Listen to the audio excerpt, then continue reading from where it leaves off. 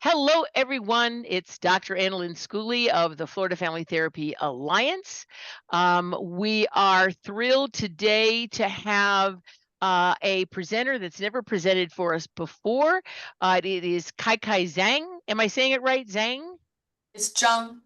Zhang. Yes. And yeah, us, white women want to just pronounce it, any way they want to. Zhang.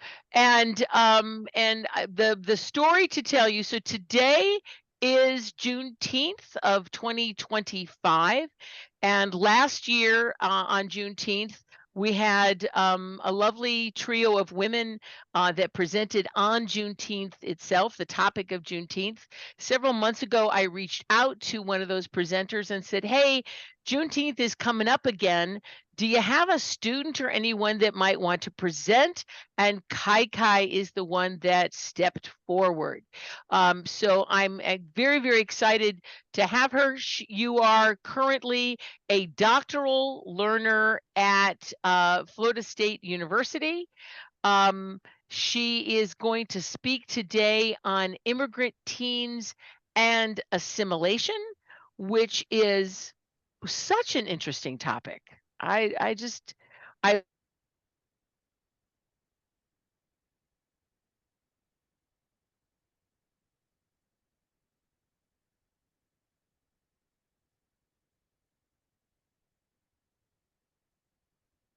it's one I would never have her do this topic. Kind of like the questions held to the. Feel free to use the chat to put in a question, and depending on the nature of the question, I may interrupt her or I may not. Um, but we'll see. And we are planning to run an hour, so just a few minutes after the hour to make sure we get our full hour in. So Kai, take it away. Thank you so much, Dr. Schooley, for the warm introduction, and thank you all for attending sort of like my presentation today. Um, what else do I need to say? Sorry, this is my first time running a workshop. So I think the reason that I wanted to make this presentation is that myself was like a um adolescent immigrant myself, meaning that I immigrated to the US during like my teenage adolescent years. And I feel like that's a really just my personal experience is such like a unique experience, compared to, let's say, when children, immigrate to the States when they're like really young, and compared to let's like a bigger sort of like immigrant population I'm thinking of is like college students. So when they're become like emerging adults or young adults, etc. So immigrating to like another culture during their adolescent teenage years, as I will present today, face a little bit, more unique kind of like challenges compared to the two sort of like groups. Um, that are more maybe commonly sort of like seen or talked about. So here's like a gist of like what I'm trying to present. But speaking of presenting, let me pull out the presentation for you all. So you guys have it. There we go. So beautiful. Thank you, Canva. The finest. Again, unfortunately, I don't have any of the artistic, skills, so I'm just gonna outsource the design portion to the finest, Canva. So here is our lovely title. Again, we will be talking about sort of like the unique challenges when it comes to adolescent immigrants, particularly focusing on what the research literature has been talking about, and then maybe adding into my 2 cents about it.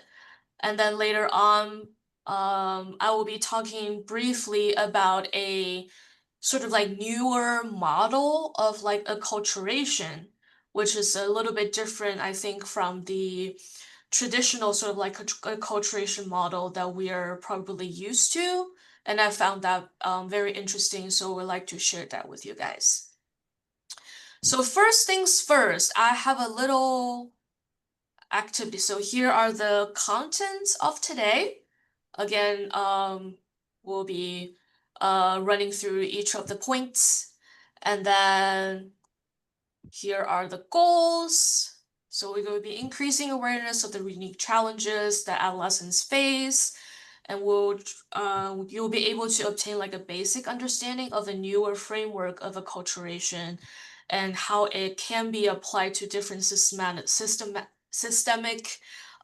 therapeutic approaches.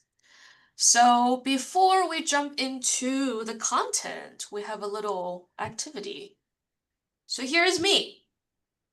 Um, Freshly arrived into the US. I think I checked the picture. When is it taken? Is roughly 2 months after. So if you have your phone, you can go ahead and scan this little code. But if you do not, I can share the link to the chat so you guys can access the link there. Let's see. There we go. So I love doing Mentimeter. I don't know if any of you have tried. Like I like to use that with my students when I teach. I think it's a very, very neat sort of thing. So yeah, let me pull back the slides. So if imagine this me pop into your therapeutic space, right? She might be reporting things like not able to fall asleep. She might be appear like more irritable, and she might be worrying about a lot of things. And then with the idea of like she's only been in the States for 2 months, what would be something that you would like to ask? What would be some information that you would like to um know more about? So I think, okay, all right. School life, living arrangement, family composition. What about family composition?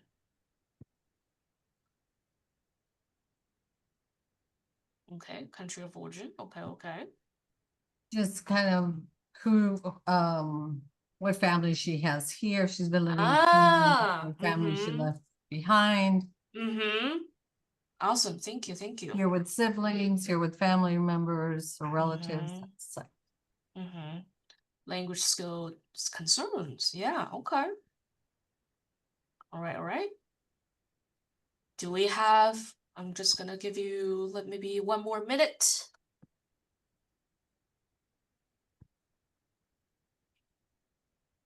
Okay. A lot of good things here. I think again, language skills can be like a big sort of like factors that can be like assessed regarding like how well, this individual might be adjusting to the culture or the country they're moving in. And of course, like what are some other concerns that can be bothering you? And then country of origin, like I think that will feed into also the cultural differences. How much different, from, the native culture to the host culture, because that will definitely play a role of like how well they adjust there. And then language skills too, right? If I was immigrated from like a country where English is mainly spoken, or it's like the official language, that will probably play a role of maybe facilitating, the adjustment or acculturation process. So yeah, I think all of these are really good things to consider. So thank you all for participating. I will go ahead and jump back to the presentation. Here we go. All right. So first of all, like, why is this topic even relevant, right? I think, in my humble opinion, and then also what the statistics shows that I think it's particularly relevant in the state that we live in, Florida, because this is a little bit of a dated data, but I still feel like it demonstrates a great point. So according to the US Census Bureau, just in Florida alone, there were about, let's say, 240,000 immigrant children. And then about like 70,000 of them, they were like recent immigrants. So they recently immigrated to the US, I think, within 3 years. And also, as we can see in the diagram here, so the one with the black stars, they're like the highest number of total immigrant children. So Florida is one of them. So I'm thinking, considering like we're so close to the Latin American countries, so we have like a really big population when it comes to immigrant and of course like immigrant children, chances are great we'll probably be working with like family system or like individuals that's like coming from like an immigrant background and especially sort of like a recent sort of like immigrant background. So I think that's really contribute to the importance of like learning some of the unique challenges that recent immigrant slash like not adult, adolescent immigrant may face. So here we're going into the research side of things. I really enjoyed this study. So this is a qualitative study. This scholar, she actually lived with like a sort of like a community of immigrants. Like she would go to the schools, go to like family gatherings. She would like hang out with like adolescent immigrants and talk to them, like really sort of like immerse herself into their sort of like natural habitat.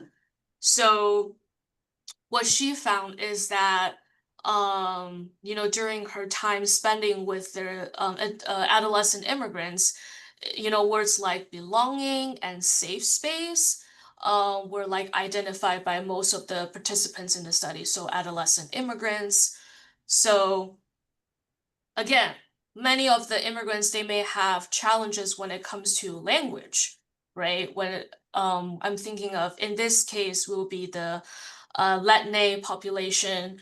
When they're coming in, they're still needed to adapt to like language usage and not being able to be at the native level with like the native population. They already probably feel not belong, which is like something they name that is like very important for them.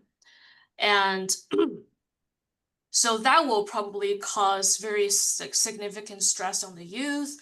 And then unfortunately, with our recent administration, the anti-immigrant legislation, probably further making this, sense of like stress, like you don't belong here. It probably exacerbates the sentiment that, you don't belong here. And then it probably makes the um introduction to like host culture even harder. And then to make matters even worse, as we can see like in the news nowadays, the recent mass deportations targeting the Latin population, happening in California, happening in Florida. There's like a recent raid around FSU campus as well. And that will again further sort of like threaten immigrant sense of belonging and safety, which again, this study demonstrated that is very important for the adolescent immigrants. So, and here are more sort of like studies sort of like demonstrating my point.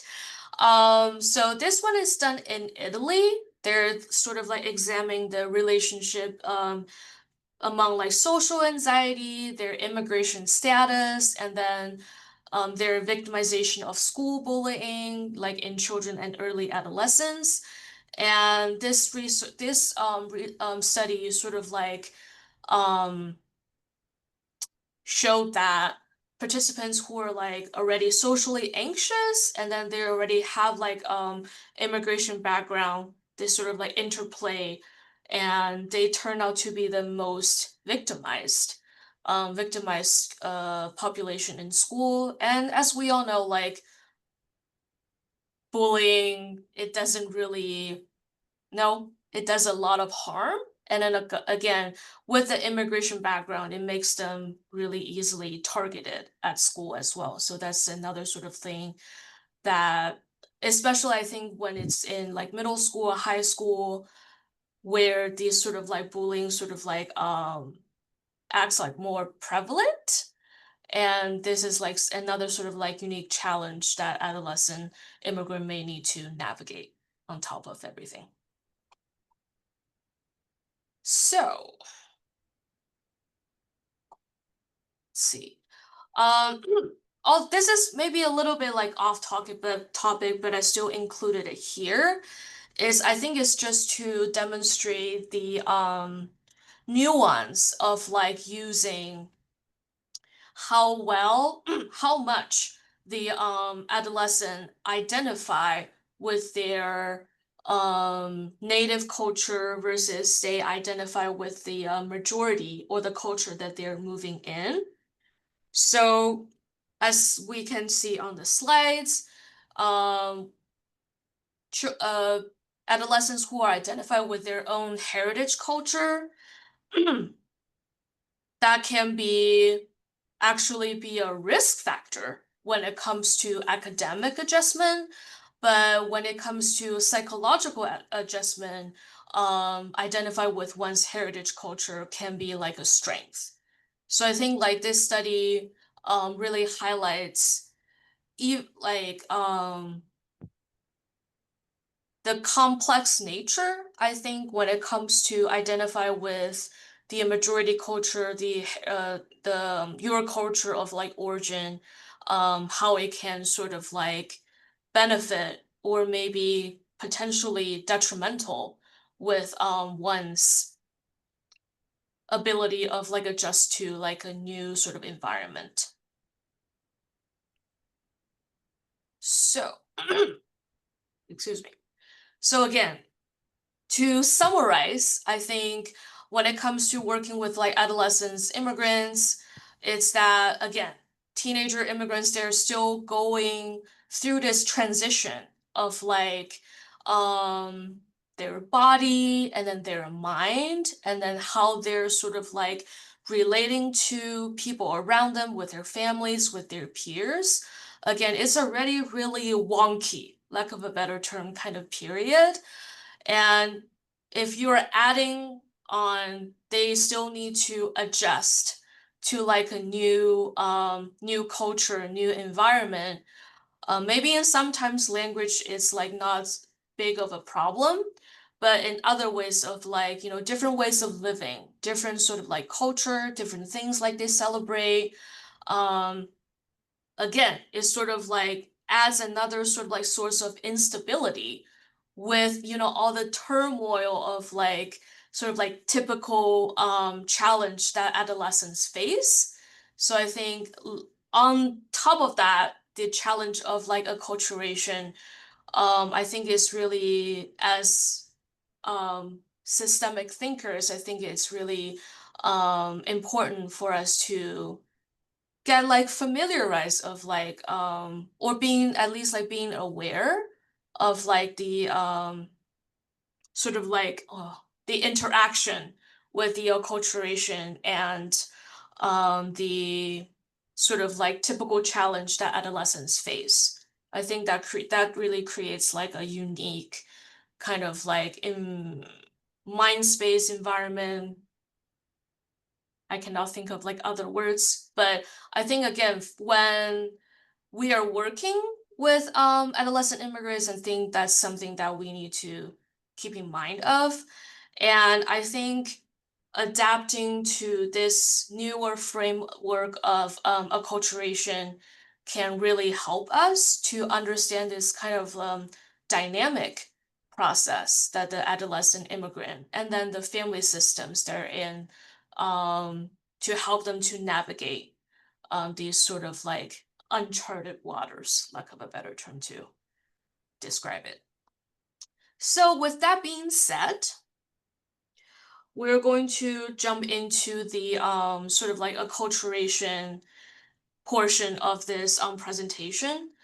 I'm not sure if any, like, are you all familiar with like this framework of like acculturation? Maybe give a head nod, shaking heads. Little bit. I think I stole this from SAMHSA, so it must be legit. So SAMHSA gives like this really, I guess I wonder, before I jump in, just by looking at, you know, this sort of like definition of like each different numbers, just based on that, what kind of process do you think acculturation is?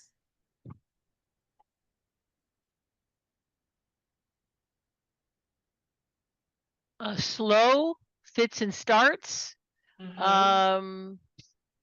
Move forward and then, 2 steps forward, 1 step back. That's what I would guess. Mm-hmm. I don't think it's a nice smooth curve. Okay. What else? I have a slightly different sort of like view on this, but I can see it's sort of trying to be like in a continuous kind of like nature. I would also say it's not the same for everybody. It's not kind of one process for everybody. There's so many factors that go into it that it's a very individual experience, you know, even within a household. Oh, absolutely. I think when I'm looking at this, it's really almost like categorical. Like people either Yeah. Or it could be you can shift I've lost the around. word. It's a range. It's a range. Yeah.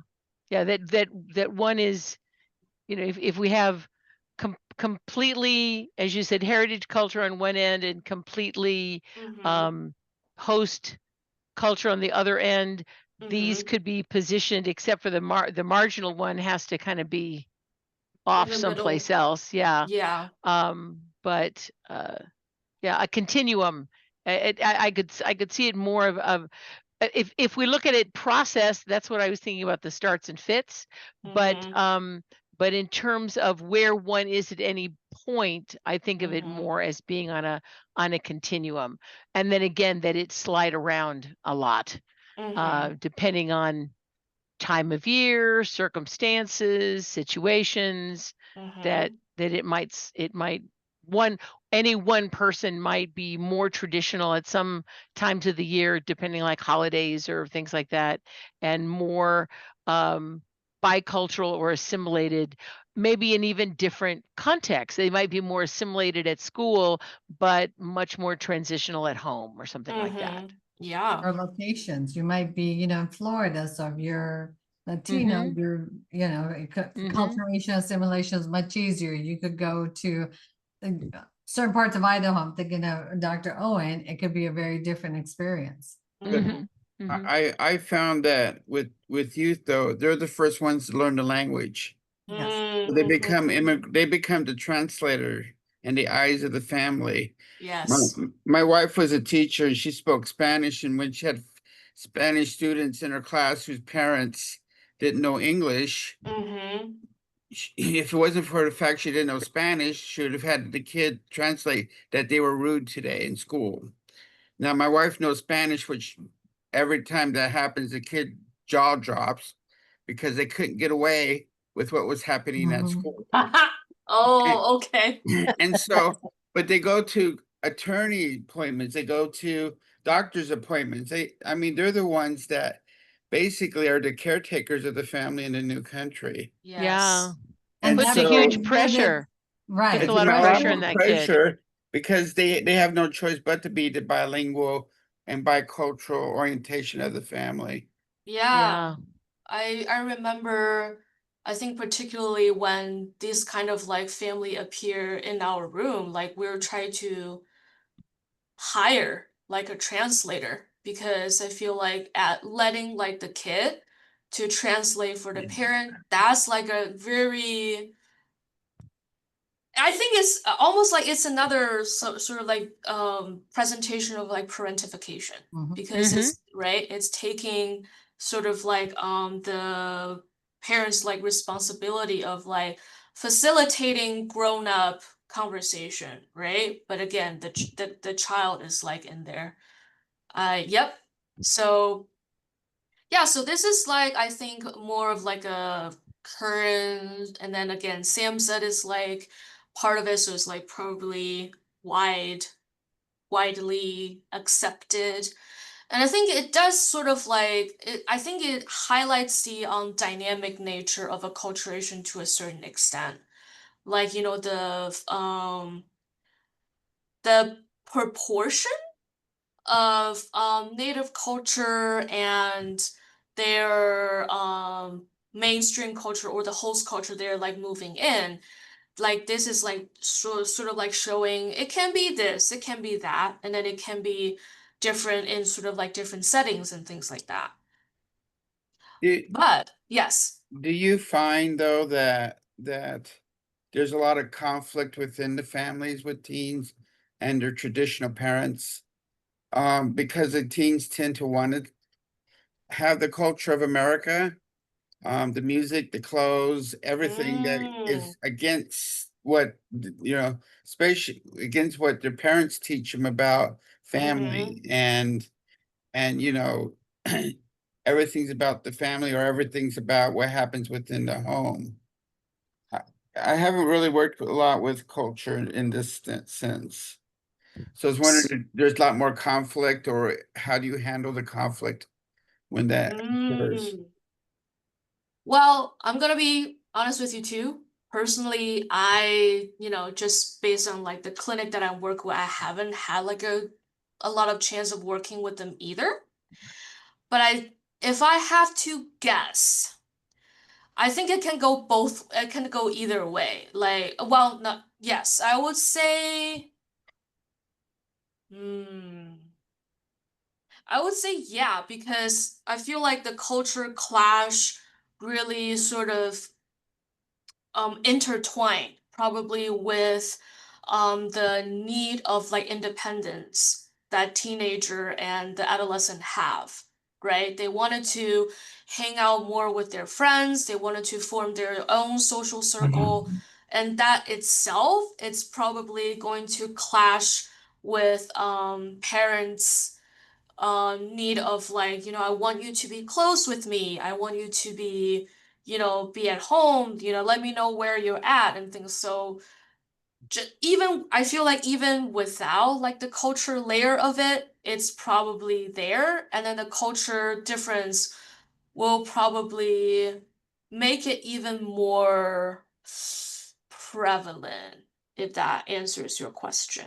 Michael, I appreciate that you brought that up. So I am not an immigrant. I'm American born, but I have immigrant parents. And I would say that experience of growing up as an adolescent in an American culture with non-American parents, that there is a lot of guilt when you lean more toward American culture and incorporating those values, beliefs, traditions outside of your own. And I would say from my personal experience, it created more of a closed system, that they didn't want that outside influence. So instead of negotiating it, the system became more closed and more finding community within our own culture, and that being promoted with marriage or friends or things of that nature. But I think a lot of guilt for wanting both to take away from some of those traditions and beliefs. I appreciate what you're saying, because I am an immigrant. I came young to the States, but I've also worked a great deal and worked with a lot of the studies that dealt with acculturation here in the 80s. And I think my experience has been you're both right, basically, because when you do have when you have those protective factors, such as the parents there's parent or relatives supervising and guiding the young person, then there is that closeness, and there does tend to be more of a closed system. However, when you have the situations where it maybe the child comes or the adolescent is here, but the parents are, and both parents are not, or a parent's not, they may be with relatives, people are working, so there isn't the same level of supervision, then there does tend to be more of a tendency of trying to fit into, the larger society and the culture around them. And so you have more of the risk factors that start coming into play, so it is quite interesting. I've also, sorry, I was go going to say, ahead. I'm reminded of your earlier research that said safe place and belonging. Yeah. And so I'm going to guess that the teenager is going to adopt the culture where they feel the most sense of belonging and the most safety. Yeah. That will be my guess too, because that's what they value the most at that particular time of their lives.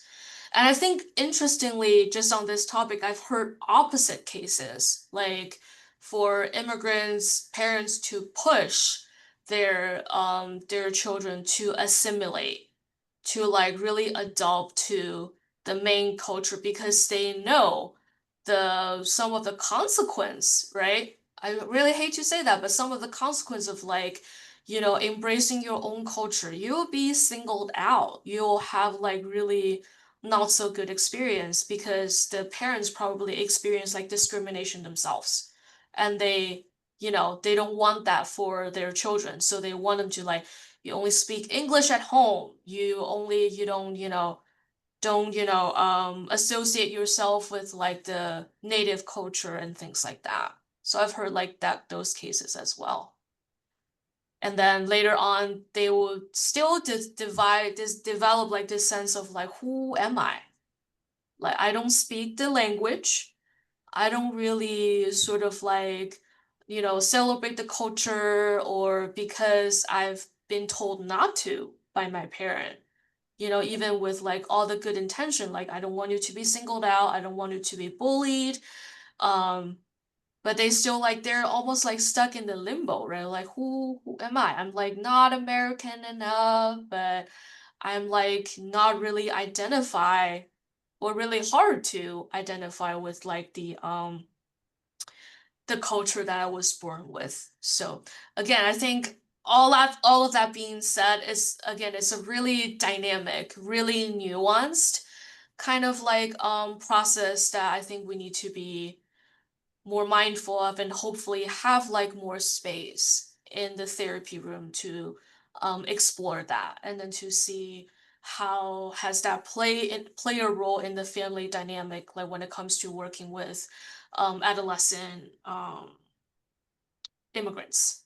So with that being said, Go to that next piece, Brennan. yeah, Just exactly to what you were saying about trying to adapt. The movie A Million Miles Away, about the Mexican astronaut, they have great examples of this, where he's talking about he would come to school with his, cooking from home, and people would look at him negatively, and so he was pushing his culture away because at school it wasn't accepted. So if anybody's interested, I mean, like, that's great examples, that clips that they have in there of exactly what you're talking about.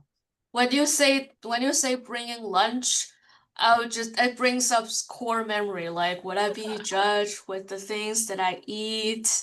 I feel like the lunchbox experience is a very sort of immigrant individuals can identify with. It's always like, what kind of comments what I'm gonna get with the food that I bring, or just like tell the parents like, just give me, PB&J, just give me American, please, sort of thing. So, but thank you for the recommendation.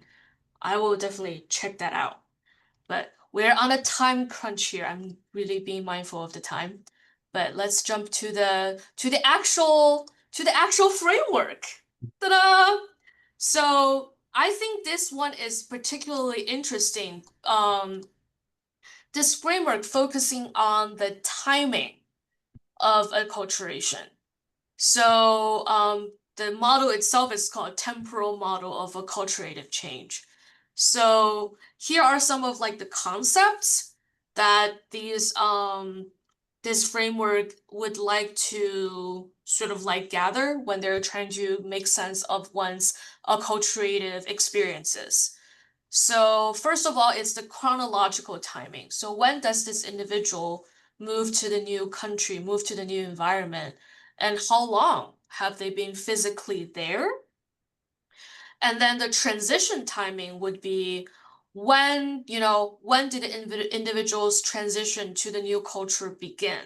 So this can be sort of measured like, are they excited? Do they feel like they're prepared to move to this new country? So one example can be, so let's say for me, I'm moving from China. So English is not my first language. So before I move, how well is my English? Do I feel like I'm prepared enough to, to live like in a new country where English is the language that's mainly used? So some questions that can ask to collect sort of like information about the transition timing. And another concept would be the relative timing.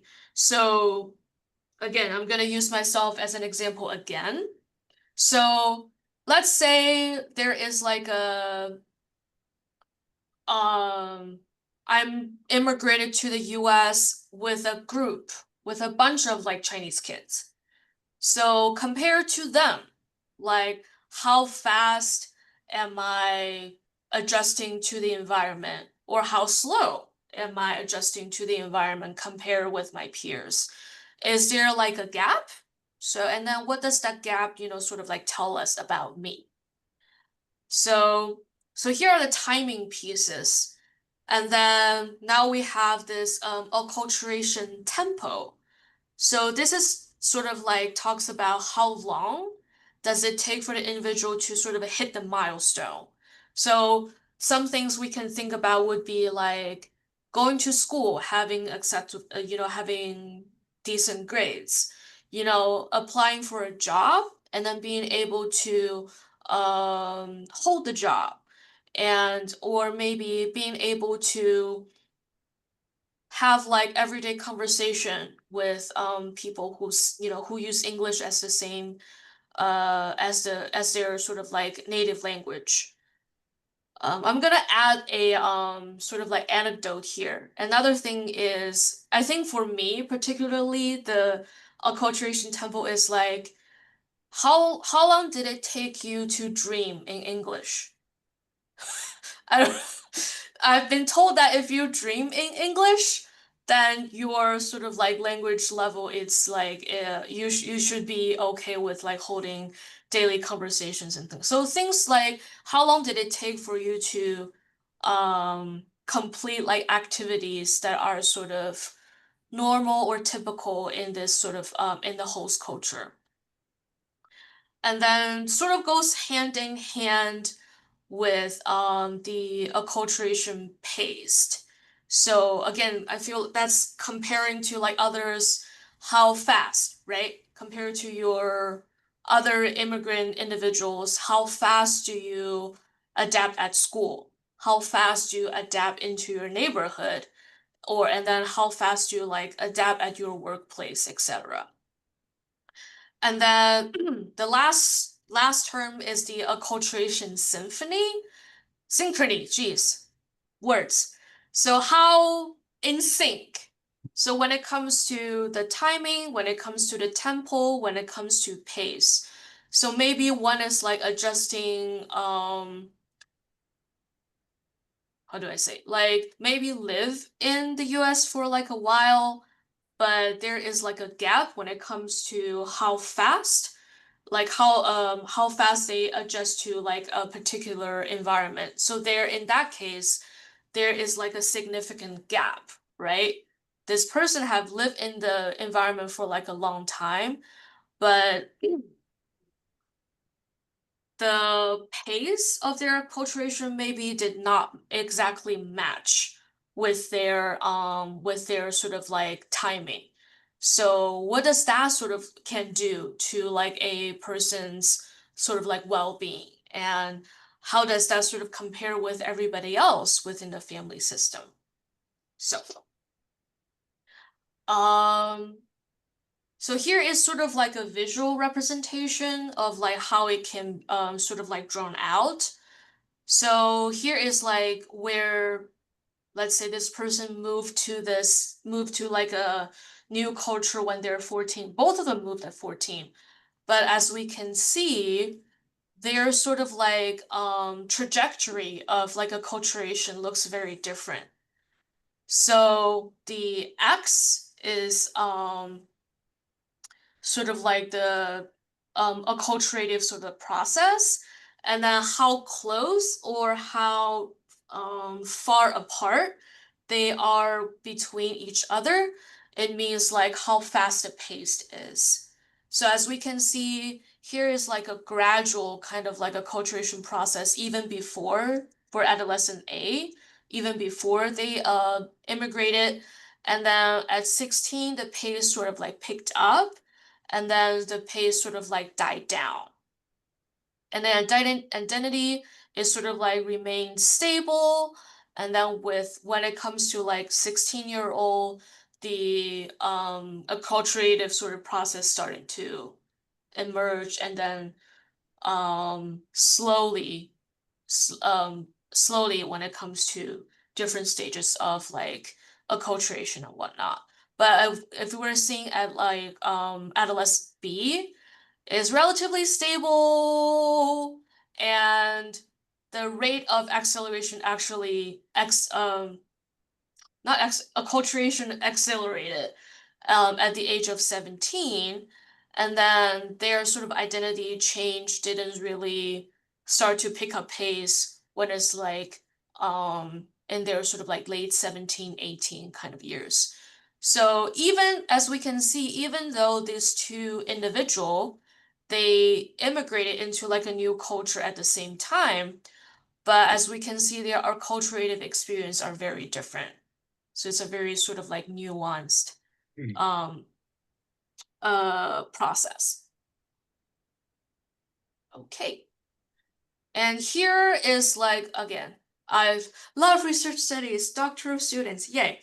So here is a study that's like actually using this this framework to examine how this acculturation pace, relative timing, and transition timing play a role if like how like just how fast overall the newly immigrants sort of like get a grip of the language in Germany. So in this study, the transition timing is measured by asking the youth if they're prepared to immigrate to the new country. Do they want to come to the new country? And then when it comes to the decision making, are they the one who are involved in the decision making process? And then for relative timing, they're measuring it's measured by asking the youth how often they use the host culture's language. So in this case, German. So how often they will use German. And how often would they use German like to talk with their friends? And then how often do they use German when they're like reading books and journals?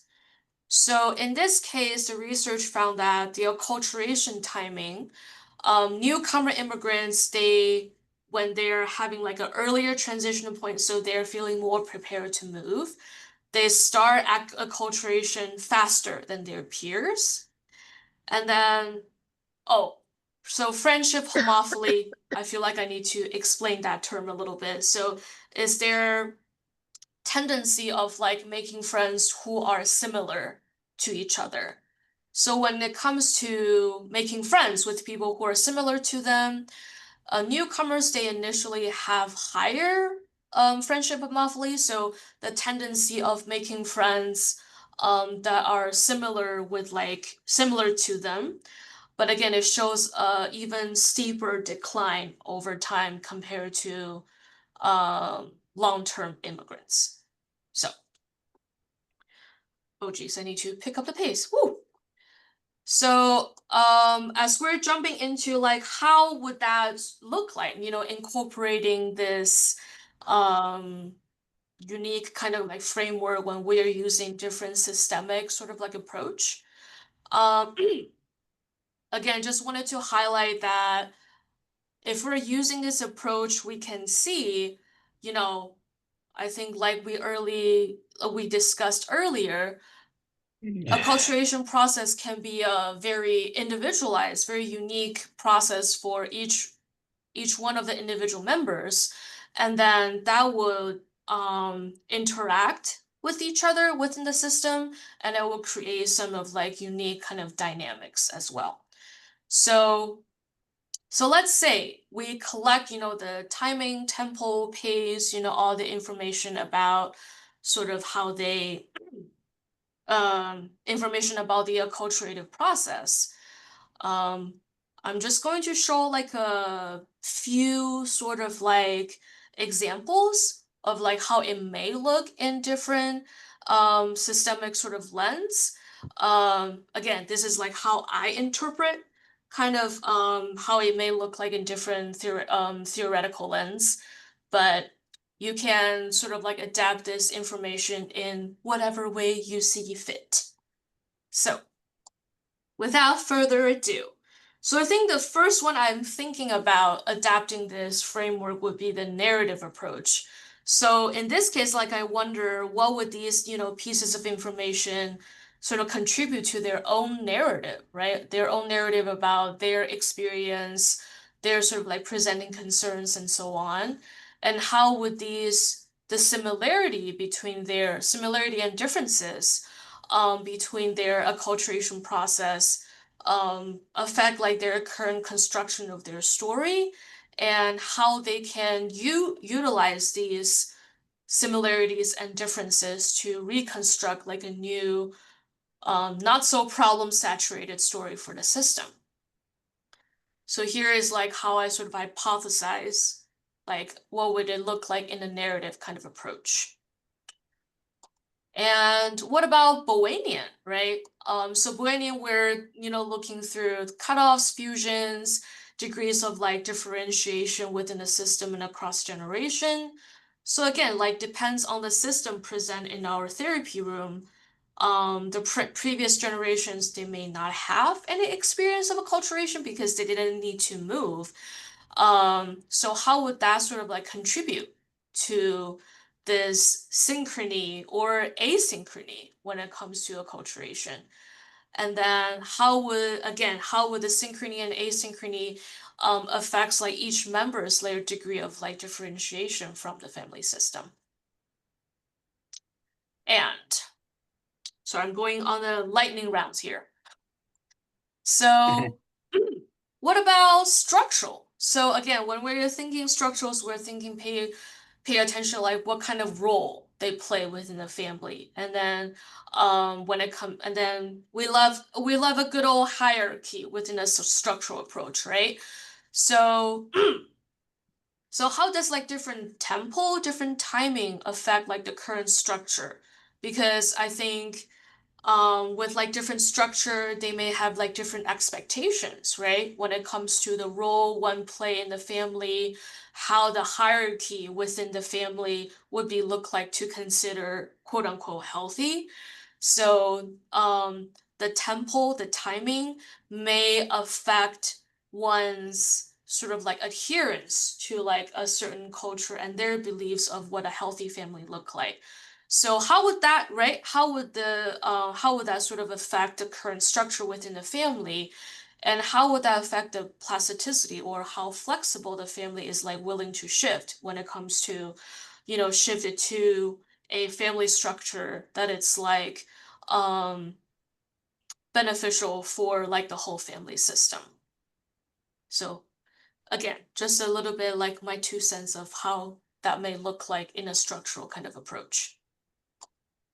So what about experiential? So when it comes to experiential approaches, we're focusing on like how each part of the system, like they may experience each other's presence within the system, as well as the overall level of like congruence within the system, right?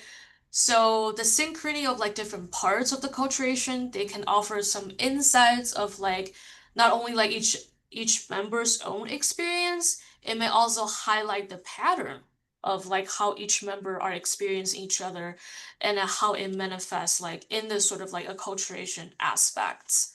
So I think it's another way of gathering information on how the family members sort of like experiencing each other, how they're connecting with each other, and so on.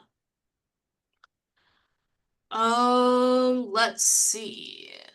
So finally, so what's the relevance of like understanding this outside of the therapy room, right?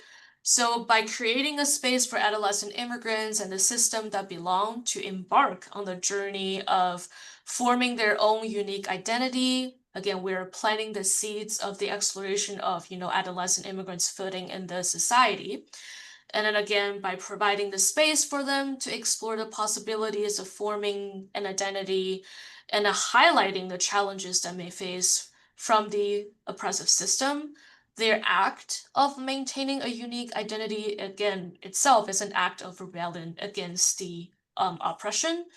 And then again, by supporting the family of where the adolescent immigrant belongs, they can continue to nurture the adolescence process of developing their identities in a not so fair world, dare I say.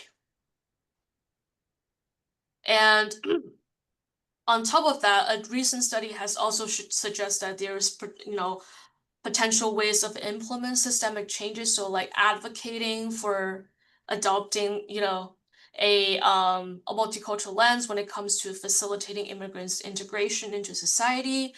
Again, so that immigrants can participate in the whole society to the fullest with least sacrifice of their heritage. And I think here are the reading list that I found, really helpful for me to understand this like new framework. And here are the references. And that's it. So I could just add a resource and I'll put it in for everybody. There's a professor at Fordham University. Her name is Dr. Rose Perez. She's an immigrant from Cuba. She created the ambiguous loss scale for I love that. Interventions. Ambiguous loss and losing that sense of your identity and homeland is a big part of individuals migrating here and what they experience. So I'm just going to share down here for anyone that's interested. Because she's from Cuba, her focus was more on Latin American immigrants coming through, and so that scale is in English and in Spanish. And then I'm just that's awesome. an article that she wrote about the ambiguous loss. I think that's really important to incorporate when we're looking at interventions and families that are immigrating, especially if they're late teens. Coming at 17 to the US is very different than coming at 7 months old. Oh, absolutely. I feel like that's a really, really big difference. The understanding the journey of that adolescent or that person or the family, because everyone's journey is different. Yes. Here. And there's, there's just so many factors that can go into and so much trauma that can be related to that. So I think understanding what that journey, what it was about and what it entailed is important. Yeah, I think it's I guess like for me, the biggest sort of like one of the biggest like motivator for me to sort of like present this kind of like really dynamic kind of framework. It is exactly like you said, right, Doris? It's an individual kind of journey, but I feel like unfortunately right now I feel it's you will be filling into a box. You have like this particular way of acculturating, but it's not, right? Like you said, like everyone is like unique, and it's like we really need like a more nuanced kind of approach when it comes to understanding, the adapting to like a new culture, and everyone takes it very differently. I really like how this particular model that's based in time helps explain how in many ways, the younger the child is, the faster the pace and tempo, right? Mhm. Compared to each generation within the family, whether, so the really little kids progress way faster than the teens do, who are faster than the parents do, that are faster than the grandparents. And Mhm. and we would tend to think of that as somehow generational, but I think it's Mhm. also very situational, is to how is their exposure. If the grandparents aren't leaving the house and are not exposed to the language and the culture, then their pace would be a lot slower than the little kids that are dropped into the host language, and are in that all day long, and then all the variations there are. And I would guess that, like, parents who are in host only language environments would progress kind of the way teenagers do, than, say, if they own their own business or were situating themselves in heritage communities, where they don't, they're not as exposed, and it's not as much motivation to change. Yeah. Mhm. A piece that I would add to your narrative one is Mhm. values, and how Mm. how all of this timing and change might have each member of the family bring on different values, because that's a narrative thing, right? Mhm. Landscape of consciousness. And so, the which dominant discourses are they listening to more Mhm. loudly, based on their tempo and pace and Mm. synchrony. Yeah. Mhm. Thank you. Thank you. That's very helpful. Yeah. We got a few more minutes. Are there any questions? Anybody have stories? Anybody want to uh, talk about a case, and maybe we could apply this model to it? I guess my only thoughts would be this is great, I think, for individuals that are migrating with families, but I wonder how this applies to like children of adoption that are coming here alone. Ooh. Um, I'm just thinking about a peer that I know who adopted a son from Africa, and he was 11 when he came, and he came alone. And so Uh. that's a very, I think, different experience than what we've been talking about through this systems lens of a family coming together. Hmm. Mhm. Well, and like the Caribbean families, where the adults come to the United States, the kids stay behind, and then at some point the parents bring them in, and now the synchrony is off, but the parent is the one perhaps that's further along than the child is, and so that there's this mismatch because of that. Yeah, yeah. Mm. All of those, so that, yeah, I'm wondering about that loss then, part of the 11-year-old boy that left his Yeah. continent, and his family. It's not that he doesn't have family, it's just that they're not with him, right? Yeah, and so that adds another layer, it seems to me, Yeah. And I that's think the beyond acculturation. Yeah. I'm thinking like the adoption probably process probably add a lot more sort of like nuance to it too. Like, do they, oh, he got adopted at 11, so he probably knows like his biological family. I'm not sure. Probably But maybe certainly knows he, his culture, right? He certainly yeah, knows the culture he's leaving absolutely. behind. Yeah. And I think taking into consideration our individuals, these families that are acculturating here and coming and immigrating, is it by choice? Not every Mm, because of right. sometimes your Mhm.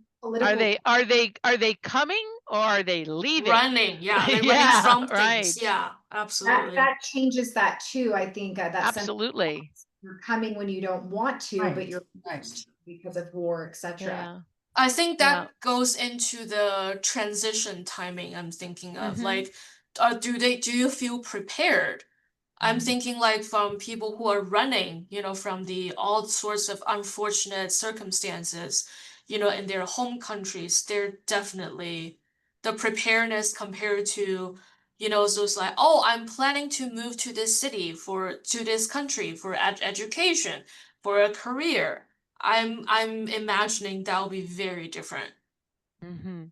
Well, And would affect that whole pace, timing, etc. Mm-hmm, Yeah. mm-hmm, and there's absolutely. also the piece that whether it's a young child or an adolescent, sometimes when, right, the parents bring them over for that better life, and there's an expectation that you're going to be open to it, but there's the loss of the grandparents, there's the whole system, the neighborhood, the closeness, everybody looks out after each other. There could be a lot of that's like, but you're having all these opportunities. I mean, you hear it all the time where, Right. yeah, But they might even miss the weather, completely. There are things that are better, but they're also having to give up a lot, and sometimes that's not recognized, or, it's, if they voice it, then it's not being appreciative of the opportunities. But an adolescent, like, opportunities, you're talking about 10 years from now. I'm like miserable now. I miss my Right. friends, I miss grandma, Yes.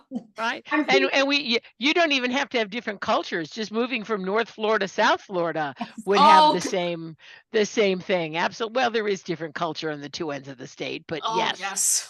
yes, that guilt, absolutely. right? Look at all I did and sacrificed for you. Oh, completely. That's in so many levels throughout. Yeah. I think I've heard that a million times, actually.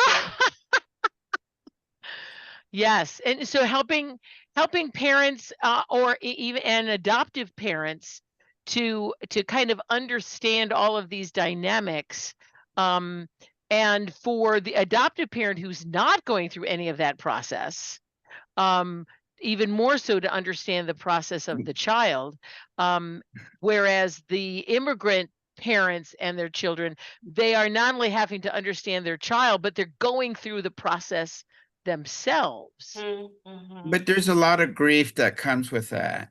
Oh, Yes. absolutely. Absolutely. And when it hits, it really topsy-turvy a family. Mhm. Yeah. Because a lot of times they second guess their decisions. They second guess especially if things aren't working out. They come to this country with hopes and dreams, and they're washing floors, and it's a completely different type of expectation when they do come to this country, and the Yeah. youth get the brunt of it. Right. Now you got to help your family work. You can't go to school. You have to work because you got to help your family, not realizing that they go to school so they can get a better job and lift the Yeah. family. So I lived in San Diego where we got 85 languages spoken in my community. We were the first for the Vietnam War. I went to the internment camps in what's that huge Camp Pendleton when the Vietnamese first came over to America. And remember going into that camp and seeing families in tents and the kids scared that we were there because they didn't know what was going to happen. So there's a lot of fear that comes from immigrating from a different culture in the country. And it depends on how are they coming as a refugee versus a person who's actually has a job waiting, makes a whole difference, because usually if they come as a refugee, they will put the refugees all in one community, so the language, so they're able to assimilate together. But a lot of times they don't. They close the country, they close their community there. And so it's very difficult. And then the expectations of the community where they immigrate to, it's not an easy process, and the youth get the brunt of it because they're the ones that have to acculturate quicker Right. than the family. And tend to, right? There are ways that they do, and therefore the family utilizes them in that way. Well, what I really like about this model is it offers more ways to assess, Right. more ways to kind of look at the situation than the SAMHSA categories provided. And though those categories, they're useful up to a point, but they really don't appreciate the process that's involved, and how it can be so different within one family. So yeah. Well, Kai, thank you so much for your time today. And we can stick around a few minutes after I stop the tape, but thank you very much. And uh, we will have you come back when you do your dissertation topic. All right? Oh, thank you. Thank you very well. Again, really appreciate the opportunity, and thank you all for listening and sharing like your experience and resource. I really appreciate it. Appreciate your time today.